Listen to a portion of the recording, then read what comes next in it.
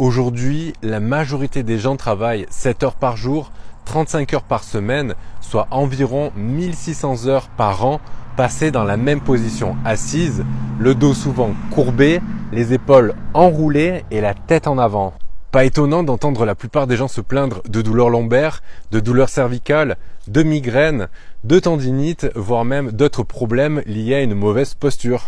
Parfois, la douleur est tellement intense qu'on en vient à prendre des antidouleurs qui nous rendent accros, voire même léthargiques. Si tu veux sortir de ce cercle vicieux, pratique le squat régulièrement, cette position ancestrale que nous avons presque tous oubliée. Le squat est en fait la position de repos par défaut que pratiquaient nos ancêtres lorsqu'ils mangeaient ou discutaient autour d'un feu. Malheureusement, aujourd'hui, presque plus personne ne pratique cette position, sauf les enfants et certains peuples autochtones qui ont gardé cet instinct primitif. En pratiquant le squat, tu fais bouger ton corps dans une amplitude de mouvement plus grande, ce qui étire les muscles qui sont enraidis par la position assise. Ces étirements réduisent les douleurs lombaires, améliorent la circulation sanguine et la posture, ce qui réduit le risque de migraine et de pathologie au niveau du dos.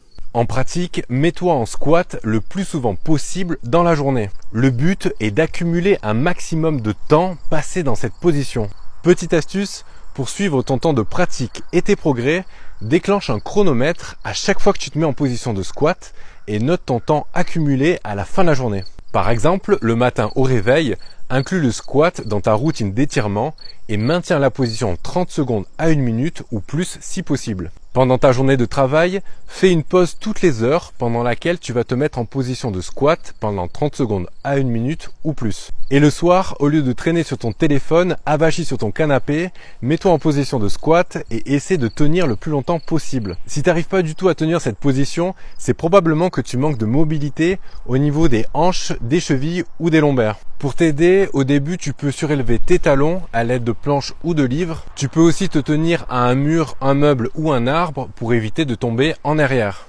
Au fur et à mesure du temps, tu verras ta mobilité va s'améliorer et tu pourras un jour faire du squat sans te tenir ni surélever tes talons. Donc à partir d'aujourd'hui, reconnecte tes racines ancestrales et pratique le squat dès que tu peux. Je te garantis que tu te sentiras beaucoup mieux. Si tu as aimé cette vidéo et que tu veux aller plus loin, je t'invite à rejoindre ma lettre privée dans laquelle je te partage une fois par semaine mes méthodes et astuces naturelles pour optimiser ta santé physique et mentale.